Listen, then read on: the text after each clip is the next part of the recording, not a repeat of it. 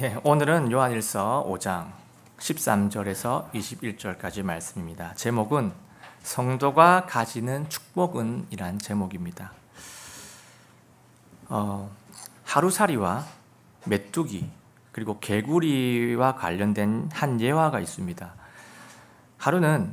하루살이와 메뚜기가 서로 만나가지고 재밌게 놀았습니다. 재밌게 놀다가 날이 저물어가지고 헤어지게 됩니다. 그래서 메뚜기가 하루살이한테 잘 가, 내일 또 만나, 내일 만나서 놀자 이렇게 인사를 합니다. 그러니까 하루살이가 내일이 뭐지? 무슨 말이야? 라고 반문을 합니다. 그래서 메뚜기가 이 밤이 지나고 새 날이 밝아오면은 그게 내일이야 이렇게 설명을 너무나도 잘해줍니다.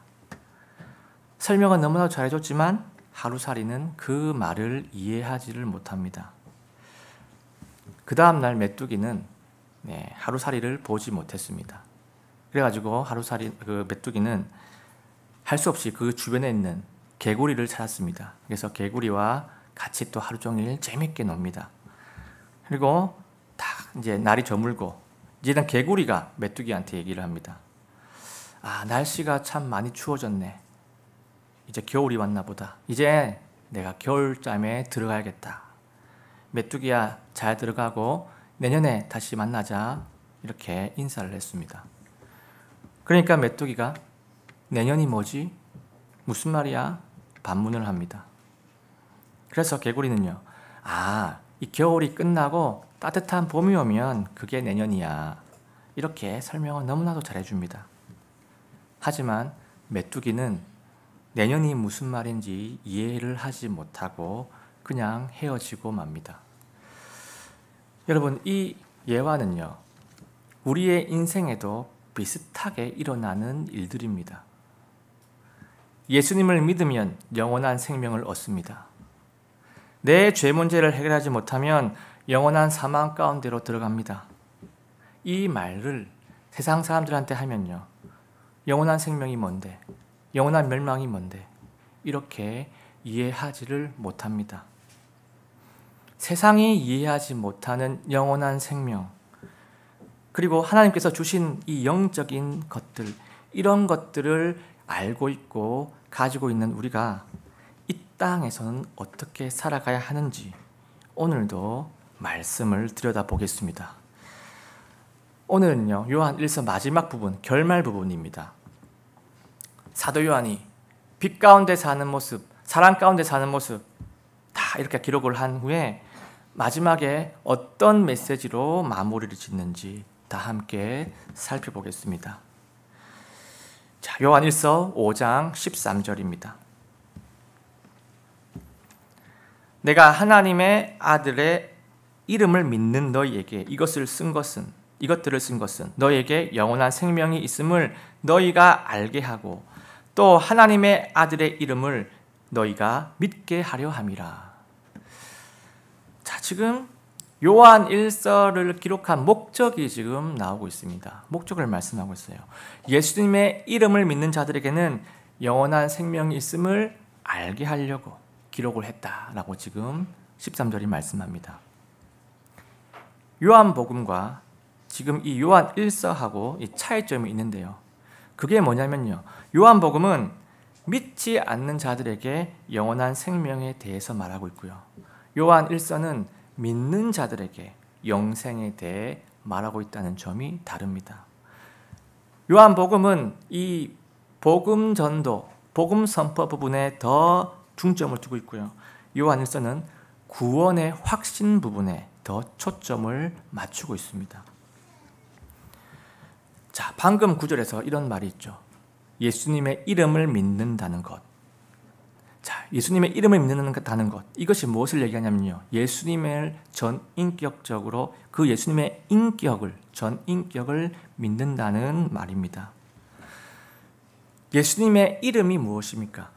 예수님의 이름, 예수 그리스도입니다. 예수는 히브리어 여호수아라는 이 단어를 그리스어로 표현한 단어입니다. 정확한 그리스어로 하면요, 예수스입니다. 예수스.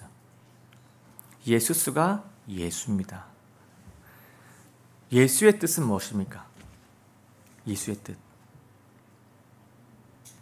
구원자입니다. 예수의 뜻은 구원자입니다. 자, 그리고 그리스도라는 말은요, 크리스토스라는 그리스어를 한글식으로 음역화한 단어입니다. 그래서 크리스토스가 그리스도입니다. 그리스도는 뜻이 무엇일까요? 그리스도. 기름 부음 받은 자입니다. 그래서 이 예수 그리스도는요, 그 뜻이 이겁니다. 기름 부음 받은 구원자입니다. 기름 부음 받은 구원자. 구원자 사역을 하라고 하나님께서 예수님께 기름을 부으신 겁니다. 그래서 이 예수님의 이름을 믿는다는 것은요, 예수님을 나의 구원자로 믿는다는 것입니다. 성령의 기름 부음을 받으셔가지고 구원 사역을 이루어내신 그 예수님을 나의 구원자로 받아들이라 하는 것이 예수님의 이름을 믿는다는 것의 뜻입니다. 예수님은 나의 구원자를 믿으면 영원한 생명을 받는다. 영원한 생명을 얻는 것이 맞다. 영원한 생명을 얻는 것을 의심하지 말고 확실하게 확신해라. 이 확신 부분이 바로 요한 1서를 기록한 목적입니다. 영원한 생명을 확신해라. 의심하지 마라. 예수 그리스도의 피가 영원한 생명을 준 것이다. 그런데 이 당시에도 그렇고요, 요즘도 그렇고, 이단들은 예수 그리스도의 이름을 믿는 것 말고도 다른 영적인 지식을 깨달아야 된다. 다른 영적인 믿음이 있어야 된다. 또 다른 행위를 해야 한다. 그래야 영생을 얻는다. 이런 식으로 혼돈을 일으킵니다. 예수님의 이름을 믿는 것 말고는 영생을 확신할 수 있는 다른 방법은 결코 없습니다. 이 부분을 13절이 말씀하고 있는 겁니다. 그래서 오늘 본문의 첫 번째 메시지는요, 이겁니다. 요한 1서의 목적은 예수를 믿는 자에게 영생이 있음을 알게 하는 것이다. 영생이 있음을 확신하게 하는 것이다. 이것이 요한 1서의 목적이라는 겁니다. 자, 이제 14절로 한번 가보겠습니다. 요한 1서 5장 14절. 그분 안에서 우리가 가진 확신은 이것이니 곧 우리가 그분의 뜻대로 무엇이든 구하면 그분께서 우리의 말을 들으신다는 것이라. 아멘입니다. 영생에 있는 자에게 주어진 특권은요, 뭐냐면 기도 응답입니다. 오늘 본문은요, 아들을 믿는 자, 아들이 있는 자에게는 영생이 있다는 확신과 영생이 있는 자에게는 기도 응답이 있다는 확신, 이 두 가지 확신을 불어넣어주고 있습니다. 자, 14절에 나오죠. 우리가 구하면 그분께서 우리 말을 들으신다는 것이다. 구하면 들으신다라고 말씀하고 있습니다. 말을 들으신다라는 것이 무슨 의미냐면요, 우리의 말을 듣고 반응을 하실 거다라는 이런 뜻입니다. 예스이든 노이든 기다려라는 간에 하나님은 응답하실 거라는 뜻입니다. 기도 응답을 받을 수 있다는 확신은요, 예수님을 믿는 자만이 가질 수가 있는 특별한 권리입니다.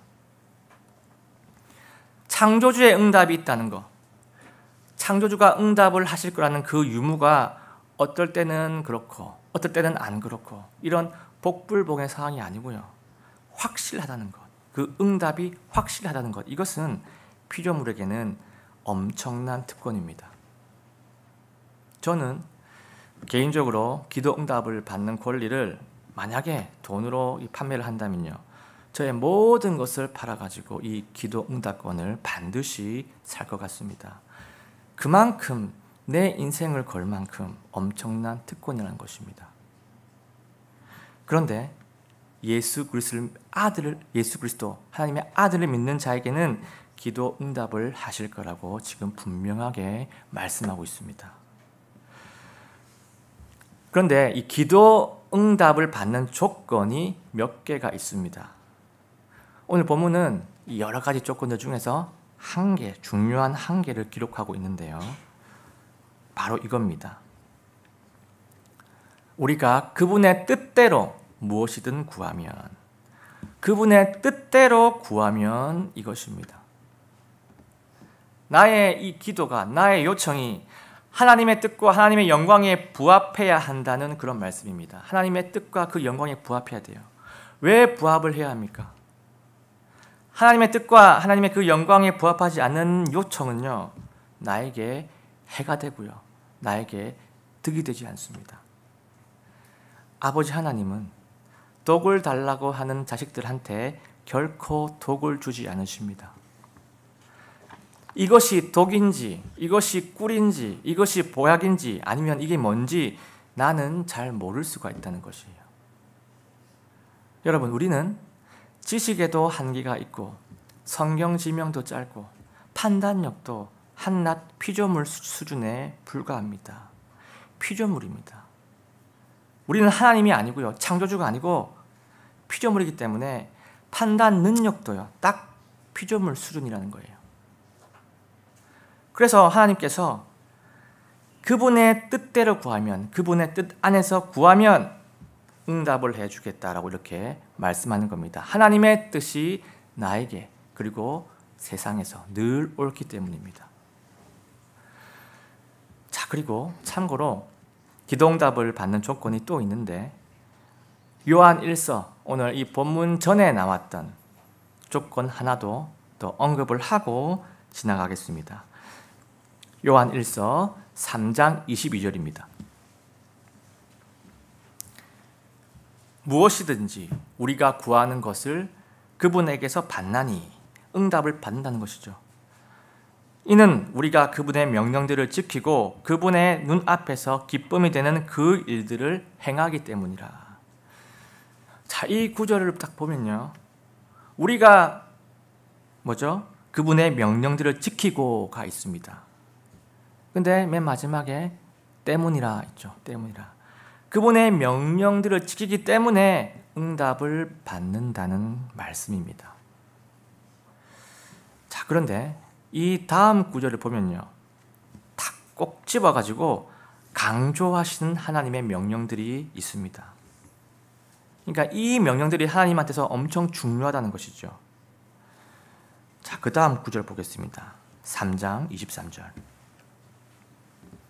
그분의 명령은 이것이니 우리가 그분의 아들 예수 그리스도의 이름을 알고 예수 그리스도의 이름을 믿고 그분께서 우리에게 명령을 주신 대로 서로 사랑하는 것이라. 예수 그리스도를 믿는 것과 서로 사랑하는 것, 이것이 기도 응답에서 중요한 부분입니다. 예수 그리스도를 믿는 것, 이것은요, 하나님과 소통을 하게 되는 그 전제이기 때문에 당연히 기본인 것이고요. 그리고 서로 사랑하는 것, 우리 하나님은 형제가 서로 사랑을 할 때 기도 응답을 주신다고 하십니다.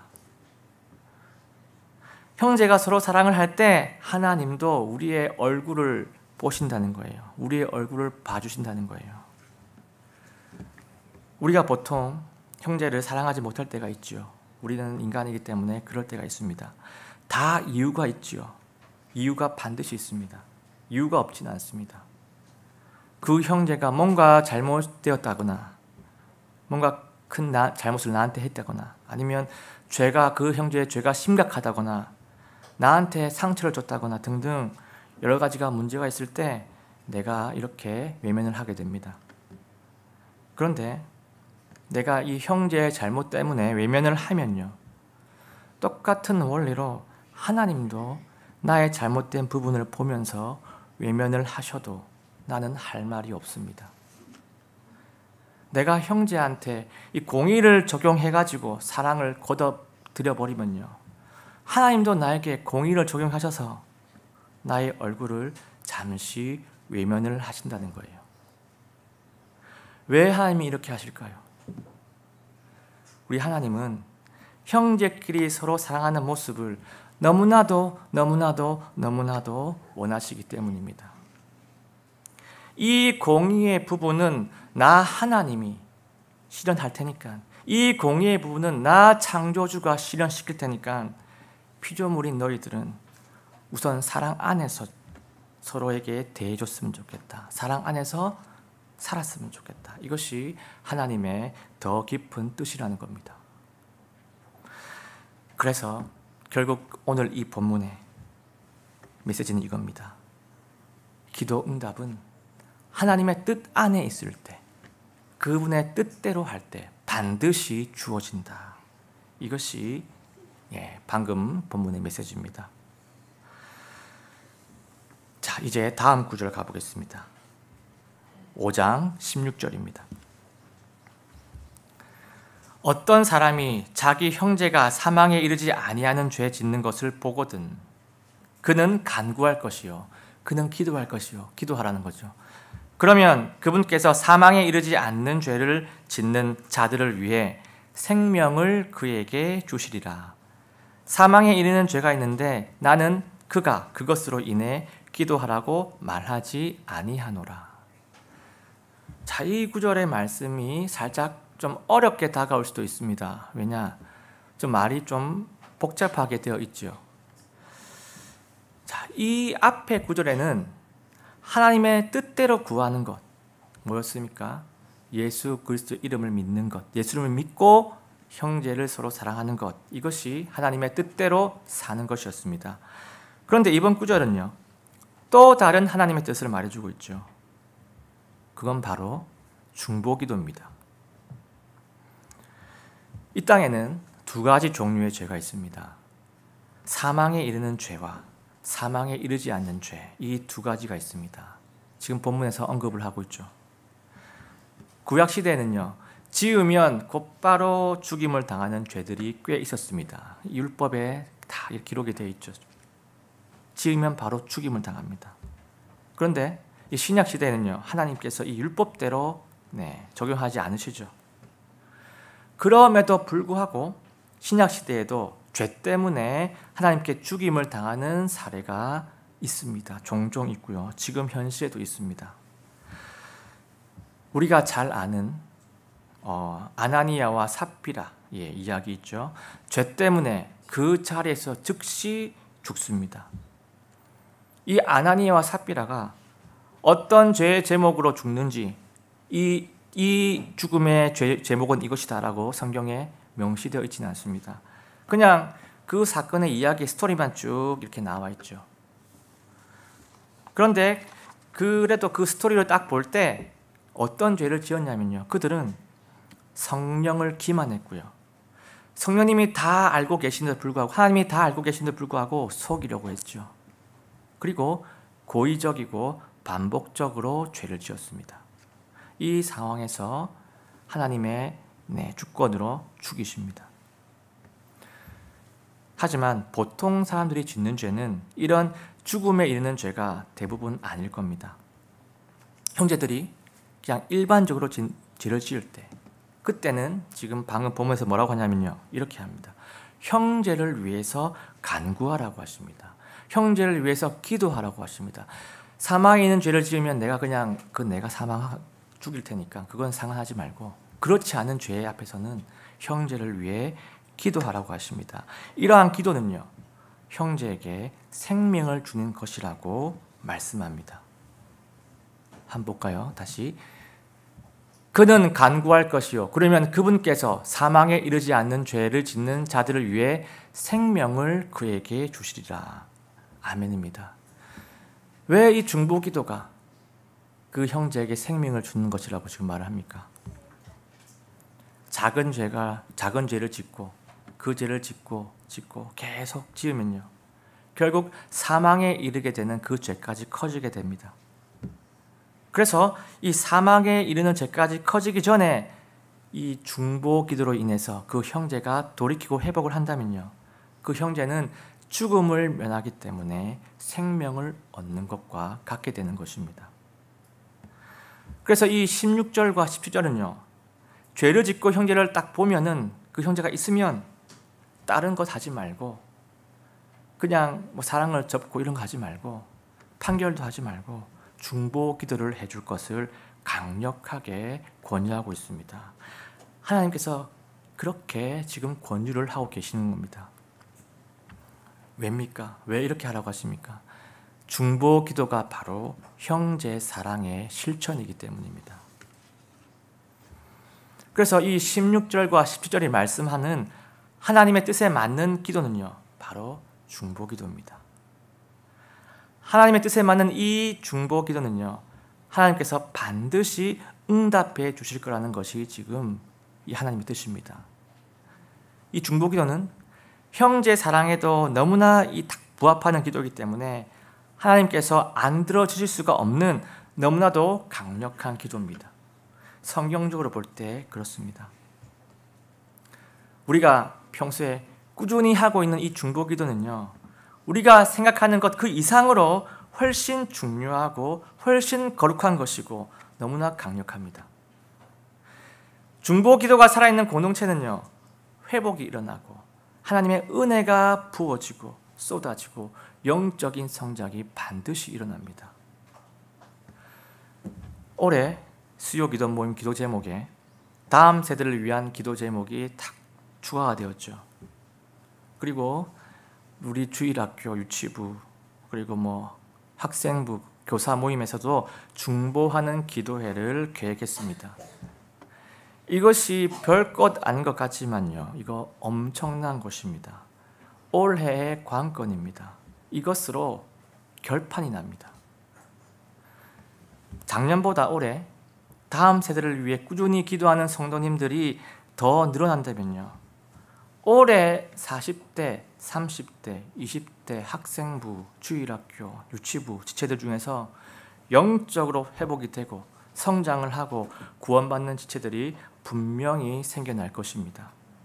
이 부분은요, 하나님의 약속입니다. 하나님의 신실하신 덕분에 반드시 일어납니다. 오늘 본문의 이 말씀을 꼭 믿으셔서 중보 기도가 늘 넘쳐나는 회복의 한 해, 그리고 성숙한 한 해가 되기를 원합니다. 그래서 지금 14절부터 17절까지 말씀은요, 우리에게 이것을 말씀해 주고 있습니다. 두 번째 메시지죠. 하나님 뜻 안에 있는 믿는 자의 기도는 반드시 응답을 받는다. 이것을 본문이 말씀하고 있습니다. 자, 이제 18절부터 20절까지로 가보겠습니다. 이 18절부터 20절까지는요, 무엇을 얘기하냐면 성도가 가지는 이 세 가지 특권을 기록을 하고 있습니다. 자, 이 세 가지 특권이 무엇인지 한 절 한 절 한 절 보겠습니다. 먼저 18절입니다.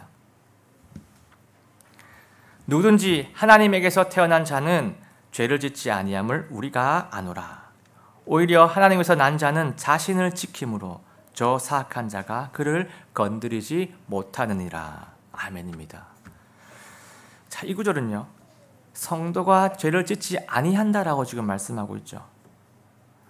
그런데 이 말은 성도가 죄를 아예 안 짓는다는 말이 아니고요, 성도가 죄를 지속적으로 지을 수 없다는 그런 뜻입니다. 왜입니까? 왜 지속적으로 지을 수 없습니까? 바로 뒤에 나와 있죠. 뒤에 뭐라고 나와 있습니까? 하나님에서 난 자는 자신을 지킴으로, 자신을 지킨다라고 말씀을 하고 있습니다.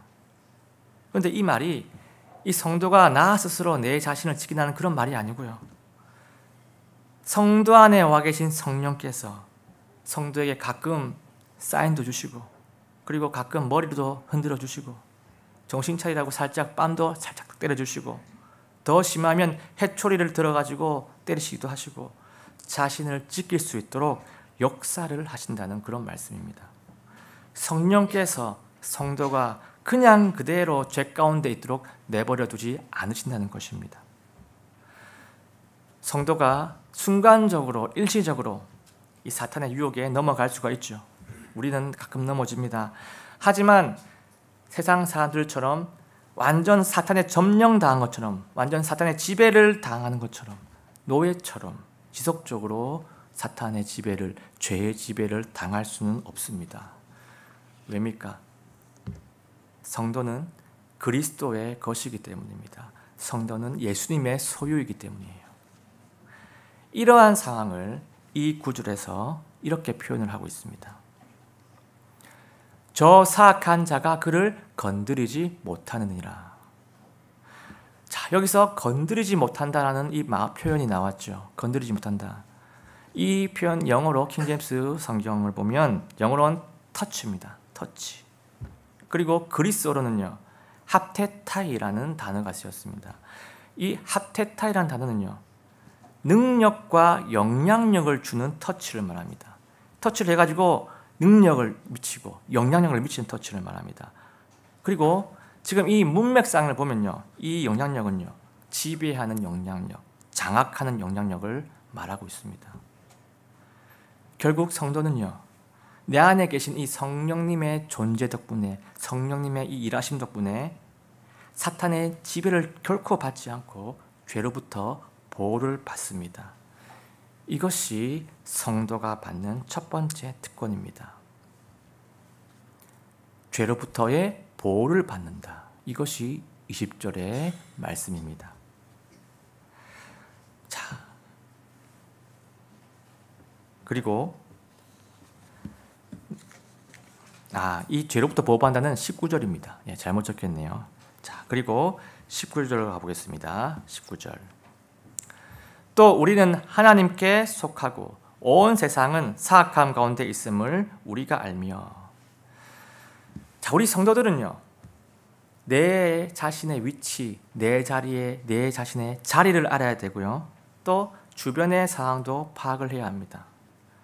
내가 지금 어디에 서 있고 어디에 속해 있고, 그리고 세상은 지금 어디로 흘러가고 있는지 그 상황 파악을 해야 한다는 겁니다. 성도는 하나님께 속해 있고요, 세상은 사탄의 이 통제 가운데 있습니다. 우리는 사탄의 통제 가운데 있지 않습니다. 왜냐? 예수 그리스도가 나의 주님이 되시기 때문에 사탄 따위가 나를 통치할 수가 결코 없는 겁니다. 사탄은 우리를 통치할 수 없습니다. 나를 통치하시는 분은요, 오직 예수 그리스도밖에 없습니다. 그리스도인이 믿는 자의 통치는 예수 그리스도입니다. 그래서 무당들이나 아니면 점치는 사람들, 이런 사람들은요, 사탄에게 자신의 인생을 맡기지만요, 우리는 예수 그리스도께 내 인생을 맡깁니다. 근데 그 결과는요, 하늘과 땅 차이입니다. 무당의 결말을 본 적이 있습니까? 무당이 죽을 때 모습을 본 적이 있습니까? 죽는 순간에 비참합니다. 죽는 순간에 비참하고요, 죽고 나서는 더욱더 처참합니다. 지은 그 죄만큼 불 속에서 영원히 고통 가운데 떨어집니다. 그래서 성도가 가지고 있는 특권 두 번째는요, 이겁니다. 이게 20절이죠. 하나님의 소속이다. 하나님의 소속인 것이 성도의 특권입니다. 이것이 최고의 특권입니다. 이것 때문에 예수님께서 죽으신 것이에요. 이것 때문에 예수님께서 십자가에서 피를 다 쏟으시고 죽으신 겁니다. 이것 때문에 우리가 예수님을 믿는 것입니다. 이것 때문에 우리가 죽어서 하나님이 계시는 천국으로 가는 것입니다. 믿는 자가 하나님의 소속이기 때문입니다. 자, 그리고 요한 1서 5장 20절입니다. 또 하나님의 아들께서 오셔서 우리에게 깨달음을 주사 우리가 진실하신 분을 알게 하셨음을 우리가 알고, 또 우리가 진실하신 분 곧 그분의 아들 예수 그리스도 안에 있음을 아노니 이분은 참 하나님이시요 영원한 생명이시니라. 아멘입니다. 성도는요, 예수 그리스도를 통해서 하나님을 알게 됩니다. 지금 이 구절이 말씀하고 있죠. 여기서 진실하신 분을 알게 하셨음을, 진실하신 분이 하나님입니다. 참 하나님을 아는 길은 오직 예수 그리스도입니다. 그래서 이 하나님을 알려면요, 예수 그리스도를 알아야 되고요, 예수님을 아는 것이 바로 곧 하나님을 아는 것입니다. 우리는 이 예수 그리스도를 통해서 이 하나님과 교제하는 사람이 됐습니다. 하나님과 이 교제가 활발한 사람들은요, 미래에 대해서 두려워할 필요가 결코 없습니다. 하나님과 교제가 깊은 사람, 그 교제가 활발한 사람은 미래를 두려워할 필요가 전혀 없어요. 그런데 하나님과의 교제가 활발하지 않은 사람은요, 지금 이 상태를 걱정해야 되고 이 상태를 두려워해야 합니다. 왜냐? 모든 것이 하나님과의 관계에서 나오기 때문입니다. 이 피조물은요, 창조주 하나님과의 관계가 전부입니다. 피조물은 이 창조주 하나님과의 관계, 그리고 예수 그리스도의 관계가 전부인 존재입니다. 이 관계에 따라서 나의 모든 것이 결정됩니다. 그래서 예수 그리스도가 우리에게 전부인 것입니다. 그래서 방금 20절 본문이 말하는 이 성도의 특권은요, 바로 이겁니다. 20절이 말씀한 특권. 예수님을 통해서 영원한 생명이신 하나님과 밀접한 관계를 가질 수가 있다. 이것이 20절이 말씀하는 성도의 특권입니다. 이 하나님과의 밀접한 관계, 이것이 우리에게 정말 중요한 부분입니다. 이것이 20절이 말씀하는 성도의 특권입니다. 결국에 방금 우리가 살펴본 18절에서 20절까지 말씀은요, 오늘 본문의 세 번째 메시지, 이것을 담고 있습니다.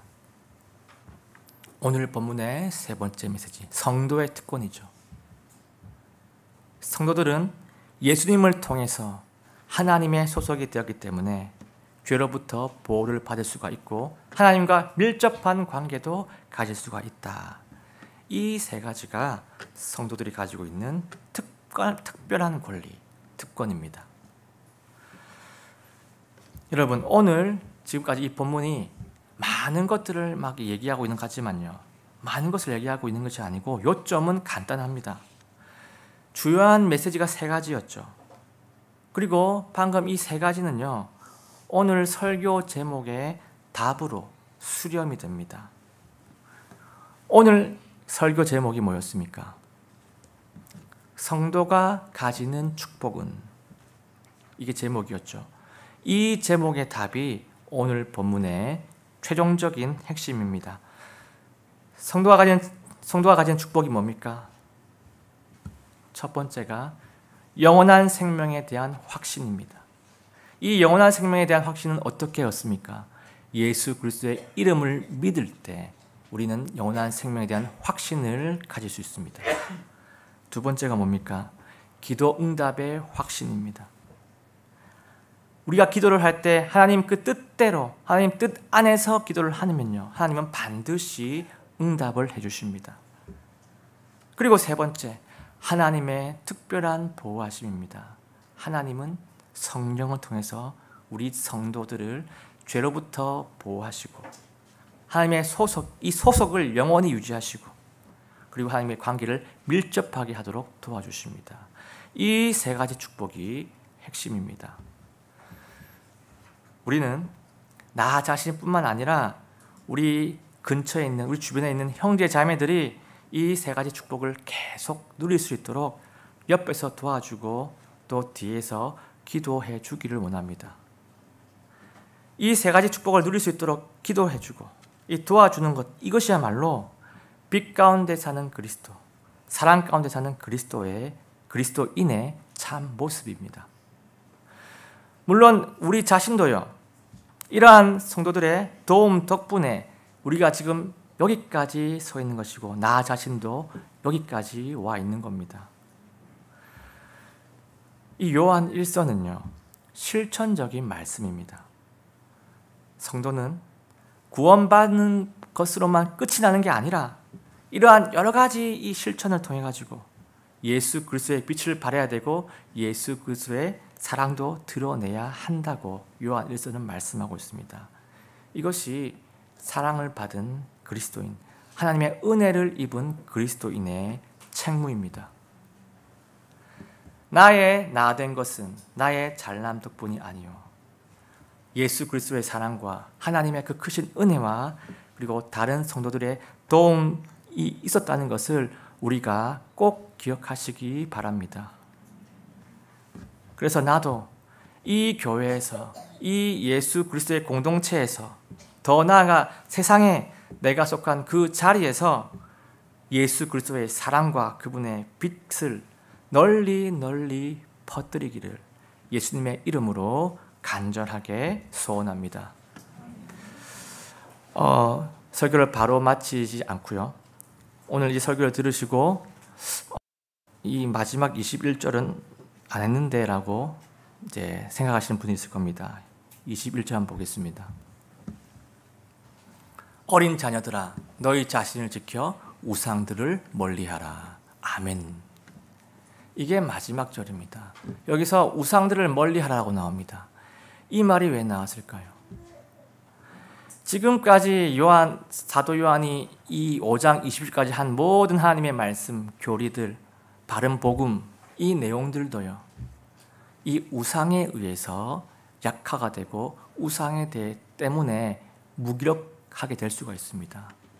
우리는 모든 사람들이 항상은 아니지만 가끔씩 자기들이 하나님보다 더 높은 우상들을 가질 수가 있습니다.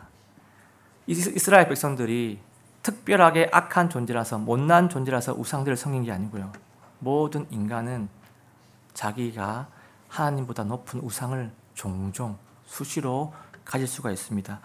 이 요한 1서에서 말하는 우상들은요, 이때 상황 때 우상들은 뭐였냐면 거짓 교리였습니다. 거짓 교리를 멀리하라. 그래야 지금까지 사도 요한이 말씀한 이 성경 말씀, 하나님의 뜻이 빛을 발하고 능력을 발할 수 있기 때문입니다. 그래서 이 우상들을 멀리하라는 말을, 이 거짓 교리를 언급하고 나서 이제 요한 2서에 거짓 교사들과 거짓 교리에 대한 부분을 더 중점적으로 얘기를 하게 됩니다. 다 같이